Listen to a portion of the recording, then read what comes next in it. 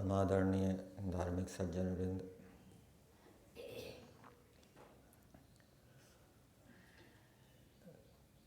जब कोई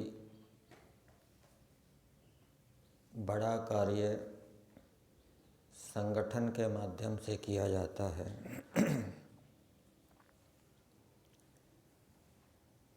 तो उस कार्य में अनेक विघ्न आ जाते हैं, बाधाएं आ जाती है। कभी कभी वो कार्य सफल भी नहीं होता। तो किस प्रकार से एक बड़ा कार्य जो संगठित रूप से किया जा रहा है उसमें पूर्ण सफलता मिले, इसका उपाय हमें यज्ञ की प्रक्रिया के अंतर्गत मिलेगा। स्वामी समर्पणानंद जी ने अपनी पुस्तक पंच यज्ञ प्रकाश में इसका अच्छा वर्णन किया है। उसके आधार पर हम विचार करेंगे। साधारण यज्ञ में 6 आसन बताए जाते हैं और इन 6 आसनों के माध्यम से हम किसी भी बड़े संगठित कार्य को सफलतापूर्वक संपन्न कर सकते हैं यदि इन 6 आसनों के महत्व को हम समझें। 6 आसन कौन कौन से होते हैं? एक तो यजमान का आसन, दूसरा यजमान की पत्नी, और 4 आसन होता, अध्वर्यु, उद्गाता और ब्रह्मक। पहला आसन है यजमान का आसन, और यजमान का आसन संकल्प का आसन बताया गया है।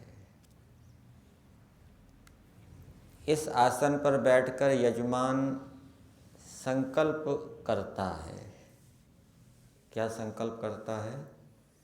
कि इस तिथि को, इस दिन, इस समय अमुक लोक हितकारी उद्देश्य की पूर्ति के लिए मैं अमुक यज्ञ करूँगा। ये उसका संकल्प होता है। ये पवित्र संकल्प है, सबके हित के लिए संकल्प है। इसी प्रकार से कोई भी कार्य जो संगठित रूप से किया जा रहा है उसके पीछे यदि पवित्र संकल्प है, उस कार्य के प्रमुख का, मुखिया का, नेता का यदि संकल्प पवित्र है, अपवित्र नहीं है, सबके हित के लिए है, संसार के हित के लिए है, तो उस संगठित बड़े कार्य में सफलता मिलेगी। और यदि संकल्प पवित्र नहीं है तो सफलता नहीं मिलेगी। इसको एक उदाहरण से समझाया गया है। मान लीजिए एक बड़ी दुकान का मालिक है, 20 कर्मचारी उसकी दुकान में काम करते हैं। वो दुकान का मालिक यजमान है और जो कर्मचारी उसके यहाँ काम कर रहे हैं वो कार्य करता है। ये एक छोटा सा यज्ञ है। यज्ञ है, छोटा सा यज्ञ है। उसमें से 500 रुपया मासिक बचता है मालिक को। हर महीने कितना बचता है? 500 रुपये। तो मालिक से पूछा जाए कि आप 500 रुपये क्यों बचाते हैं? आप इस बचत को 1000 रुपये तक क्यों पहुंचाना चाहते हैं? तो यदि मालिक झुंझला कर कहे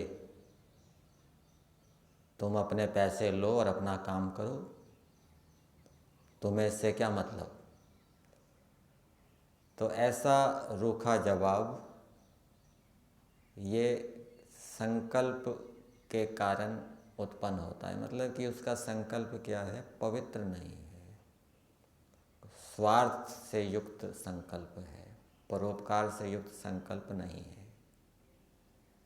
इस कारण से वो सच्चाई को बताने से झुंझला रहा है, डर रहा है, भयभीत हो रहा है। अब दूसरा उदाहरण दीजिए। ये कुछ सरदारों के साथ जंगल में कौन बैठे हैं? ये राणा प्रताप हैं। आज इस वन में है तो कल उसमें, आज इस घाटी में है तो कल उसमें, राज्य छोड़कर वन वन झाड़ी झाड़ी की ओर छिपे भागे फिर रहे हैं। इनके साथी सरदारों का भी यही हाल है। भूख प्यास, आंधी पानी और ऊपर से शत्रु सब ही इनको सता रहे हैं, परंतु फिर भी सबके चेहरे में चमक है, सबके चेहरे चमक रहे हैं। तो ये चमक किसकी है?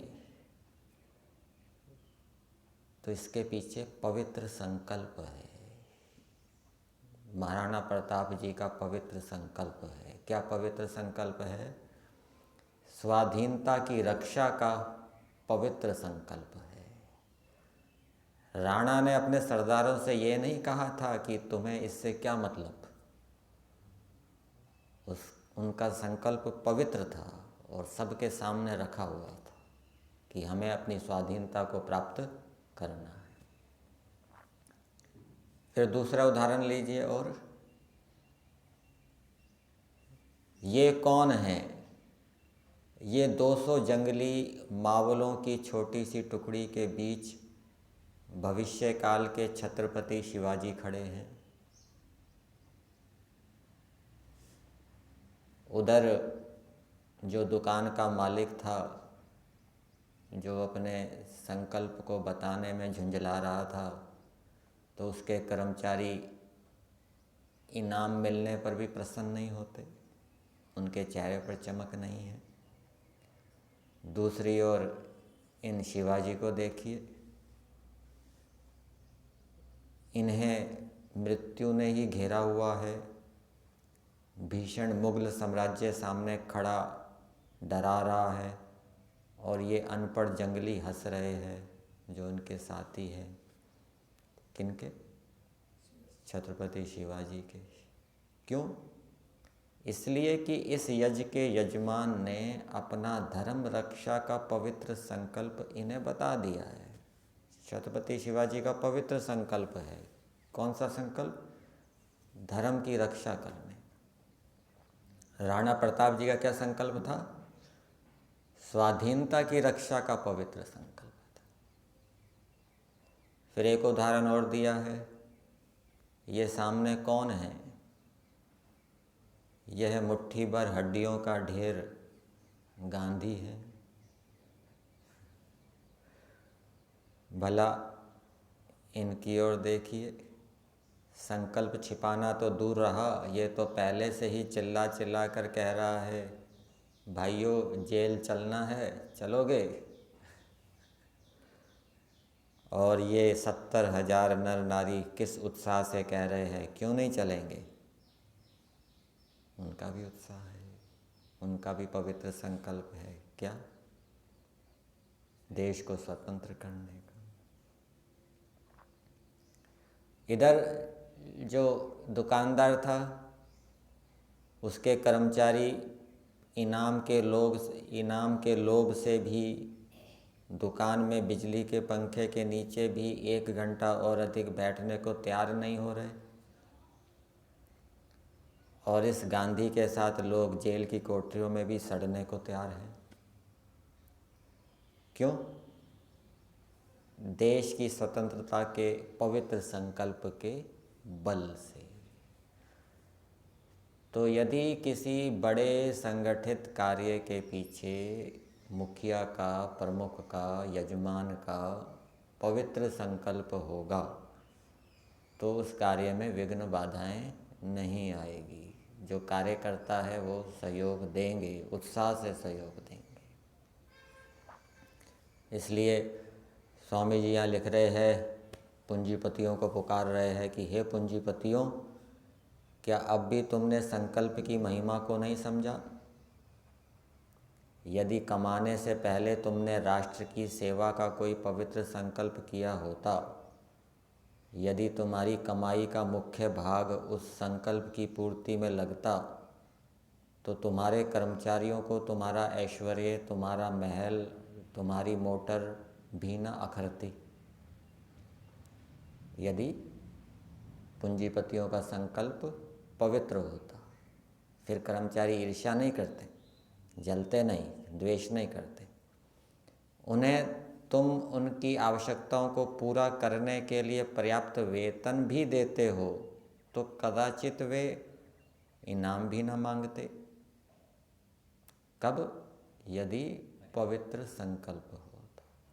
और पवित्र संकल्प न होने के कारण इनाम मिलने पर भी वो उत्साह से काम नहीं कर रहे। किंतु तुम्हारा यज्ञ तो संकल्पहीन है। जो भाग तुम्हें उनको देना था और जो संकल्प रूप अग्नि को देना था, उन दोनों में से चोरी, भयंकर चोरी करके तुम अपनी काम अग्नि को बुझाते हो। इसलिए उनकी क्रोध अग्नि भड़कती है। तुम अपनी कामनाओं की पूर्ति कर रहे हो, अपने स्वार्थ की पूर्ति कर रहे हो। आपको देश से, समाज से कोई लेना देना नहीं, आपको परोपकार से कोई लेना देना नहीं, बस अपने को देख रहे हो। तो इस कारण से जो आपके सहयोगी हैं, उनकी क्रोध रूपी अग्नि क्या है? भड़कती है। तो इस कारण से वो जो बड़ा कार्य है वो सफल नहीं होता। तो पवित्र संकल्प होना चाहिए। और ये पवित्र संकल्प के पीछे तीव्र पवित्र इच्छा होती है कि मुझे धर्म की रक्षा करनी है, मुझे न्याय की रक्षा करनी है, मुझे देश की रक्षा करनी है, आदि आदि। और वो तीव्र इच्छा भी एक दिन में उत्पन्न नहीं हो जाती। कुछ जीवात्माएं तो ऐसी मिलेगी जिनके पिछले जन्म के संस्कार होते हैं, तो छोटी अवस्था में ही ऐसे पवित्र संकल्प उनके अंदर उत्पन्न हो जाते हैं। लेकिन जिनके पिछले जन्म के संस्कार नहीं है, तो उनको पवित्र संकल्प उत्पन्न करने के लिए, शिव संकल्प उत्पन्न करने के लिए, पवित्र इच्छाएं उत्पन्न करने के लिए क्या करना पड़ेगा? विद्वानों का सत्संग करना पड़ेगा, वेद आदि शास्त्रों का अध्ययन करना पड़ेगा, महापुरुषों का जीवन चरित्र पढ़ना पड़ेगा और योगाभ्यास करना पड़ेगा, ईश्वर की उपासना करनी पड़ेगी, यम नियम आदि का पालन करना पड़ेगा। इस प्रकार से अपने जीवन को चलाएंगे तो कालांतर में जितनी अधिक तपस्या करेंगे उतनी शीघ्र पवित्र संकल्प उत्पन्न होगा, पवित्र इच्छाएं उत्पन्न होगी। और कुछ मनुष्य तो ऐसे होते हैं, वो इन लाभों से वंचित रह जाते हैं, तो जीवन भर सारा जीवन बीत जाता है, फिर भी कोई पवित्र संकल्प उनके हृदय में उत्पन्न नहीं होता कि मुझे ये करना है। वो सामान्य मनुष्यों की तरह उनका जीवन चलता रहता। तो ये पवित्र संकल्प की महिमा है। ये पहला आसन कौन सा था? यजमान का आसन। यजमान का संकल्प पवित्र होता है। तो यदि कोई बड़ा कार्य कर रहा है और बड़ा कार्य करने वाले में जो अपना सभी धन संपत्ति लगा रहा है, पैसे लगा रहा है, उसका संकल्प यदि पवित्र है तो सफलता मिलेगी। उसके बाद दूसरा आसन बताया है होता। होता का आसन। होता कौन होता है? इसके विषय में लिखा है, ये बड़ा विचित्र जीव है। दिन रात ठोड़ी पकड़कर कुछ सोचता रहता है, चिंतन मनन करता रहता है। जैसे मान लीजिए किसी सेठ ने ये पवित्र संकल्प कर लिया कि मुझे कोई बड़ा भवन बनाना है, और उसके पीछे पवित्र भावना है कि इसमें कोई वेदों का प्रचार होगा, विद्वान बनेंगे, पढ़ेंगे, ठीक है ना, शिक्षा प्राप्त करेंगे, वैदिक धर्म की उन्नति होगी।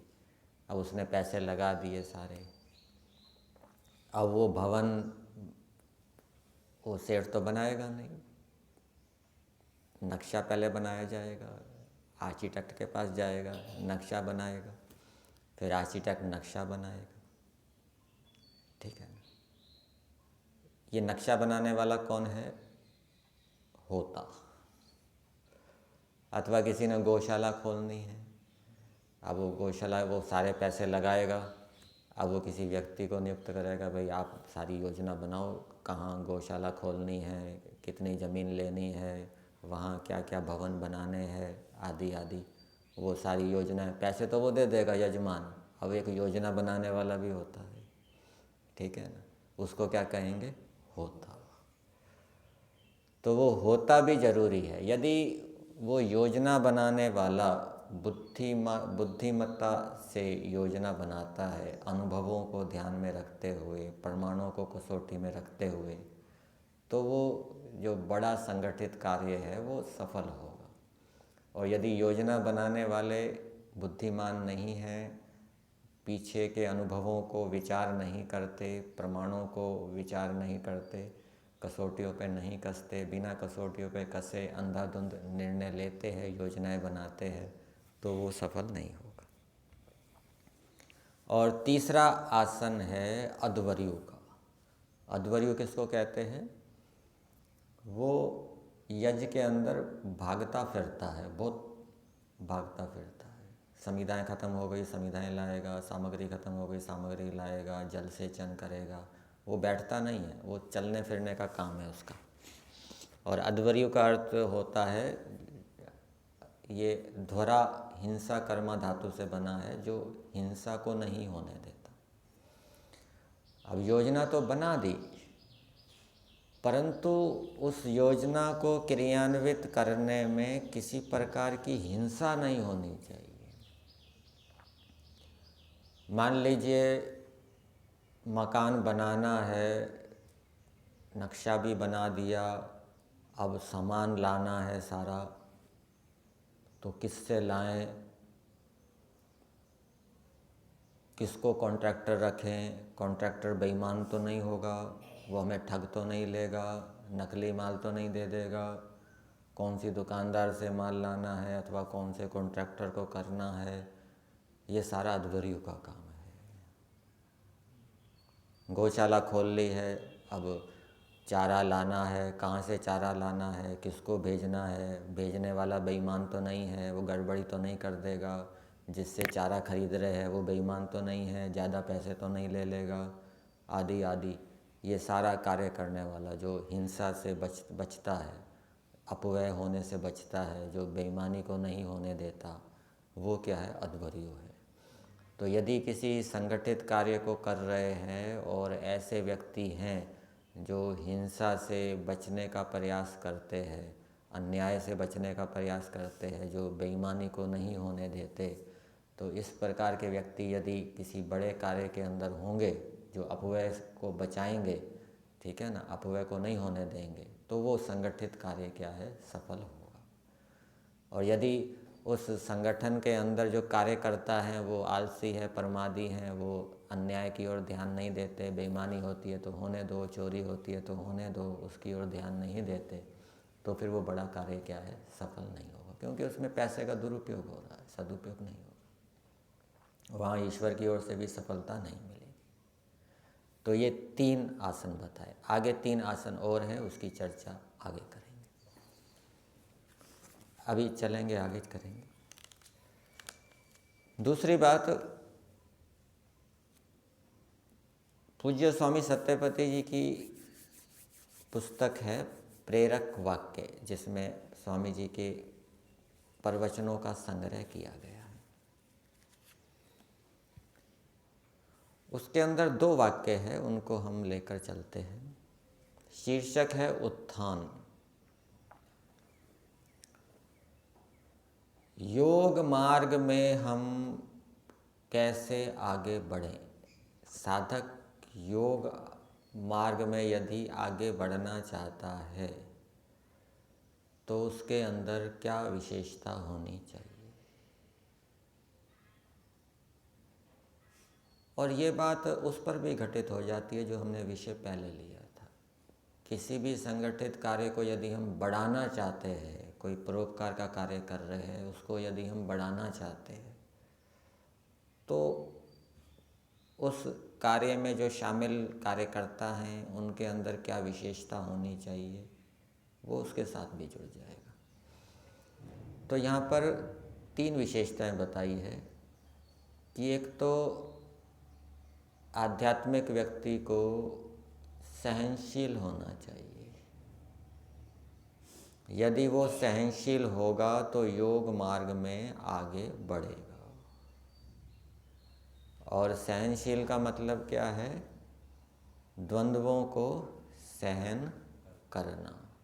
और द्वंद्वों को सहन करना क्या बताया है योग दर्शन के अंदर? तप। तो तप करने से उन्नति होती है, प्रगति होती है। उदाहरण दिया जाता है, जैसे भूमि के अंदर है, भूमि के अंदर लकड़ी है, वो भी तप से, तपने से, गर्मी से हीरे के रूप में परिवर्तित हो जाती है। कोयला हीरे के रूप में परिवर्तित हो जाता है। सोना है, सोने को भी जब तपाते हैं तो वो कुंदन हो जाता है, शुद्ध हो जाता है। तो साधक, आध्यात्मिक व्यक्ति यदि योग मार्ग में प्रगति करना चाहता है तो उसकी एक विशेषता ये होनी चाहिए कि वो सहनशील हो, सहन करने का उसका स्वभाव होना चाहिए। सर्दी, गर्मी, भूख, प्यास, मान, अपमान, लाभ, हानि आदि। और यही विशेषता धर्म के जो 10 लक्षण हैं उसके अंदर जो क्षमा शब्द है, धृति क्षमा, उसके अंतर्गत आ जाता है। और मुक्ति के जो 4 साधन बताए हैं, 4 साधनों में एक साधन है षट संपत्ति, उसके अंदर भी एक है तितिक्षा। ठीक है ना? चाहे कितना भी मान अपमान हो, हानि लाभ हो, फिर भी वो मुक्ति के साधनों में लगा रहे, उनको सहन करता हुआ। तो ये सहनशील होना ये आवश्यक है जो आध्यात्मिक मार्ग में प्रगति करना चाहता है। इसलिए प्रतिदिन आध्यात्मिक व्यक्ति को ये संकल्प लेना चाहिए कि मैं द्वंद्वों को सहन करूँगा, मान अपमान, लाभ हानि, भूख प्यास, अनुकूलता प्रतिकूलता को सहन करूँगा, उसमें विचलित नहीं होऊंगा, प्रसन्न नहीं होऊंगा, दुखी नहीं होऊंगा। दूसरी विशेषता बताई है कि आध्यात्मिक व्यक्ति को सत्यग्राही होना चाहिए। सत्यग्राही, उसको दूसरे शब्दों में कह सकते हैं गुणग्राही। जहाँ से भी उसको अच्छी बात सुनने को मिले, पढ़ने को मिले, अच्छी बात देखने को मिले, वो तुरंत उसको ग्रहण कर ले। आर्य समाज के नियम में भी दिया है, सत्य के ग्रहण करने और असत्य को छोड़ने में सर्वदा उद्यत रहना चाहिए। और इसका उल्टा क्या हो जाएगा? असत्यग्राही। जहाँ से भी कोई बुराई देखी तुरंत ग्रहण कर लिया, किसी में कोई दोष देखा तुरंत ग्रहण कर लिया। जिसकी दोषों को देखने की प्रवृत्ति होगी वो दोषों को ग्रहण करेगा, जिसको गुणों को देखने की प्रवृत्ति होगी वो गुणों को ग्रहण करेगा। तो ये प्रवृत्ति, ये मानसिकता ये बदलनी पड़ेगी। जो पर छिद्रान्वेषी होंगे वो दोषों को ही देखेंगे, कमियों को ही देखेंगे, फिर वो उन कमियां उनके अंदर आ जाएगी। और जो अच्छाइयों को देखने की जिनकी दृष्टि होगी तो वो सत्यग्राही होंगे, जहाँ से भी उनको अच्छी बात मिलेगी वो उसको ग्रहण करेंगे। और सत्यग्राही कौन होता है? जो निरभिमानी होता है वो सत्य को ग्रहण करता है। जो अभिमानी होगा वो सत्य को ग्रहण नहीं करेगा, वो तो अपनी मान्यता पे अड़ा रहेगा कि मैं ठीक हूँ। उसके लिए निरभिमानता होनी चाहिए। और निरभिमानता का संबंध है योगाभ्यास से। जो जितना अहिंसा, सत्य, अस्तेय आदि का पालन करेगा उतना उसका आत्मा का विवेक बढ़ेगा। जितनी ईश्वर की उपासना करेगा उतना आत्मा का विवेक बढ़ेगा। और आत्मा के विवेक बढ़ने से वो निरभिमानी होगा। निरभिमानी होने से उसके अंदर सत्यग्राहिता आएगी, गुणग्राहिता आएगी। वो सबसे सीखेगा, सबसे अच्छी अच्छी बातों को सीखेगा और उससे वो उसका जीवन उन्नत होगा, वो योग मार्ग में आगे बढ़ेगा। जो सीख ही नहीं रहा, बस जितना पहला है जितना सीख लिया बस उसी में संतुष्ट हो रहा है, वो आगे कैसे बढ़ सकता है? नहीं बढ़ सकता। तो ये दूसरी विशेषता बताई। पहली विशेषता क्या बताई? सहनशीलता। दूसरी विशेषता क्या बताई? सत्यग्राहीता। और तीसरी विशेषता बताई, योगाभ्यासी आध्यात्मिक व्यक्ति को जिज्ञासु होना चाहिए, जानने की इच्छा होनी चाहिए। आप सत्यार्थ प्रकाश पढ़ेंगे, सत्यार्थ प्रकाश के 9वें समोल्लास के अंदर जहाँ सत्वगुण, रजोगुण और तमोगुण के लक्षण बताए गए हैं, वहाँ सत्वगुण का ये लक्षण बताया है। जब सत्वगुण उभरेगा तो ये विशेषता होगी कि ऐसा व्यक्ति, सात्विक व्यक्ति, सबसे जानने को चाहेगा, जानना चाहेगा, उसके अंदर जिज्ञासुता होगी। तो जो जिज्ञासु होगा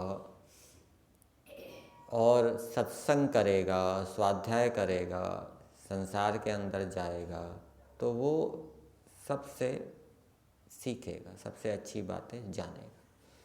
तो ये आवश्यक है, चाहे आध्यात्मिक मार्ग हो, चाहे लौकिक परोपकार का कार्य हो, उसमें भी सफलता के लिए इन विशेषताओं का होना आवश्यक है। सहनशीलता, सत्यग्राहीता और जिज्ञासुता।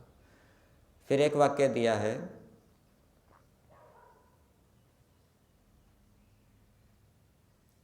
उसमें बताया गया है कि व्यक्ति महान कब बनता है। महान का संबंध इसके साथ भी जोड़ देंगे, जो योग मार्ग में आगे बढ़ रहा है तो वो महानता की ओर बढ़ रहा है, कालांतर में महान हो जाएगा। तो इसका उत्तर इस पहले वाक्य में क्या है? जो सहनशील होगा, सत्यग्राही होगा और जिज्ञासु होगा, वो कालांतर में महान हो जाएगा। तो यहाँ पर दूसरे वाक्य में महान कौन होता है उसके बारे में बताया है, उसको पहले वाक्य के साथ भी जोड़ेंगे। स्थूल बुद्धि से सूक्ष्म बुद्धि, जो अपनी बुद्धि को सूक्ष्म करता है वो महान होता है। स्थूल बुद्धि और सूक्ष्म बुद्धि। बुद्धि सूक्ष्म कैसे होती है? बुद्धि सूक्ष्म कैसे होती है?